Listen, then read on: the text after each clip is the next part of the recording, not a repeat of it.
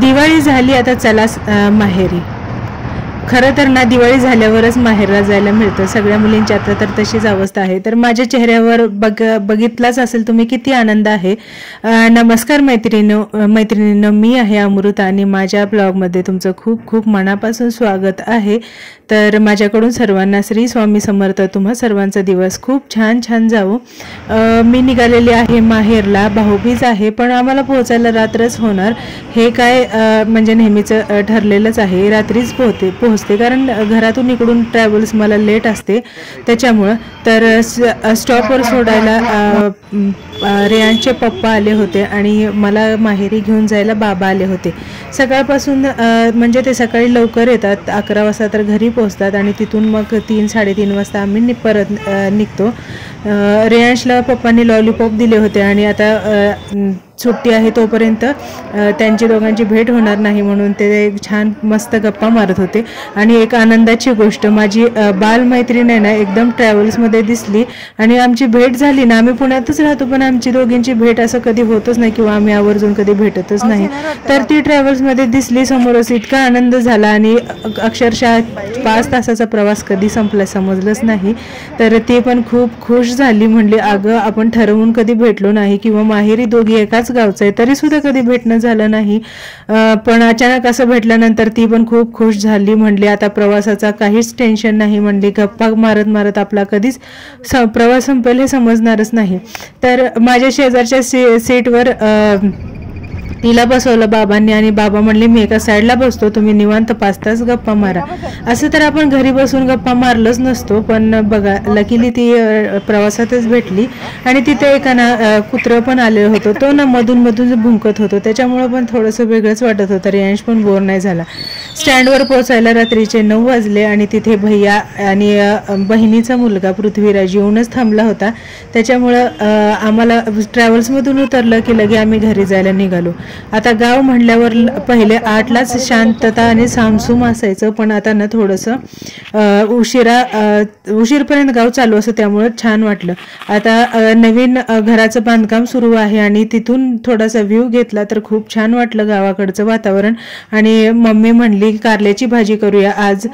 कारल्याची भाजी सगळ्यांना आवडते आणि भात केला जो फोडणीचा असतो ना साधा तसा भात केला. मी कारले कट केलेले धुवायला गेले आणि रेयांश ना म्हणला की मीच धुवून देतो. तर त्याला पाण्यात खेळायचं आवडच असते पहिल्यांदा. त्यातून आता चान्सेस मिळाल्यावर तो कशाला सोडेल. तर आम्ही दोघांनी मिळून कट केलेली कारली धुवून दिली आणि मस्त वांग्याची भाजी पण बनवली होती मम्मीने.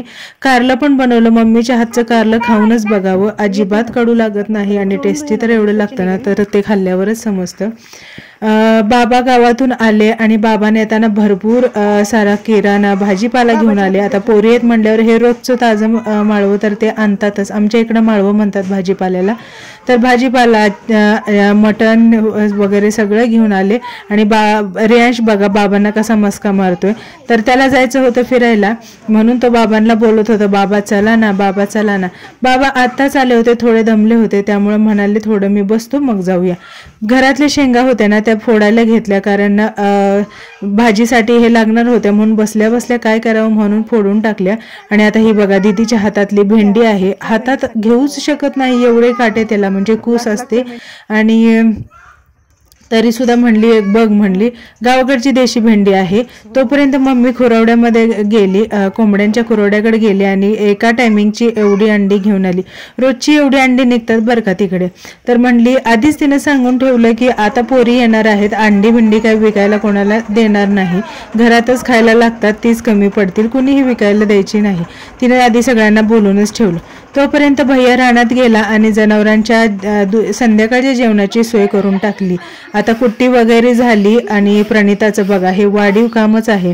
म्हणजे एवढा कचरा म्हणजे वैरणीचाच कचरा पडलेला असतो तो कचरा आहे ना तिने सगळा साफ करून घेतला. आणि मी म्हणजे मस्त निवांत इकडे तिकडे मस्त वातावरणाचा आनंद घेत फिरत होते. कोण काय करतंय हे बघत होते. आणि बघा प्रणिता मस्त मला सांगत होती अगं माझ्या शॉर्टवरचे व्हिडिओ घेऊ नको, ती शॉर्ट घालते घरी मी म्हणलं काही नसतं, सगळ्या मुली घालतात, तू काय एवढं लाजते, घालायला लाजत नाही तर कशाला लाजते. तोपर्यंत दीदींनी ना बिर्याणीची तयारी सुरू केली होती. तर ती मला सांगत होती कशी करायची. तिला एकदम हॉटेल टाईप बिर्याणी येते. मग मी थोडासा शॉट घेतला आणि चला म्हणलं आपण आता मस्त रानातून राऊंड मारून यावा. थोडंसं काम झाल्यानंतर तिला म्हणलं जाऊ दे, बिर्याणीचा फुल व्हिडिओ काय काढायला नको, शॉर्टच बरा. आपण आता एवढ्या दिवसातून माहेरी आलोय तर मस्त फिरूया, आजूबाजूच्या वातावरणाचा आनंद घेऊया. तर तसंच केलं आम्ही सगळ्याजणी मिळून. एक रानातून फेरफटका मारून आलो आणि त्याच्यानंतर मग बाकीच्या कामाला सुरुवात केली. आता व्हिडिओमध्ये तुम्हाला दीदी बोलताना दिसते, तर तिने मला पूर्ण रेसिपी सांगितली. तशी तर मी बिर्याणी बनवते, पण मला तिच्यासारखी काही स्पेशल बिर्याणी बनवायला येतच नाही. खरंच तिच्या हातची बिर्याणी खाऊनच पाहावी, खूपच छान. त्याच्यामध्ये फक्त कोथिंबीर टाकली नाही, नाहीतर बाकीचं सगळं. तर तिने ना कोथिंबीर टाकली नव्हती कट करून मॅरिनेट करताना, त्यामुळे थोडंसं पिवळं पिवळं दिसते. आणि एक गंमत, हे छोटे छोटे गोल गोल दिसतात ना, हे टोमॅटो आहेत.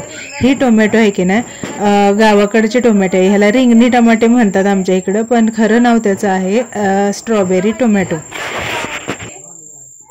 हे ना एकदम छोटे टोमॅटो आहेत, गावाकडे याला रिंगणी टोमॅटो म्हणतात. आणि खरं याचं नाव स्ट्रॉबेरी टोमॅटो आहे.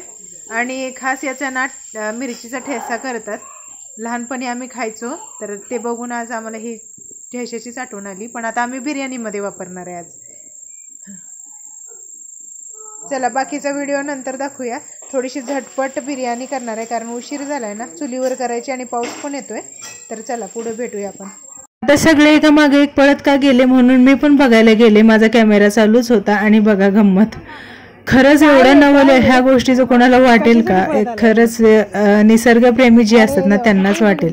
तर ना एक ऑनलाईन झाड मागवलं होतं, त्याला इतकं सुंदर एकच फुल लागलंय ना, ते बघण्यासाठी एका मागे एक सगळे पळत गेले. खरंच असं प्रेम झाडावर कोणाचं असतं का? तर माझ्या घरच्यांचं आहे. तर चला भेटूया नवीन व्हिडिओमध्ये. बाय.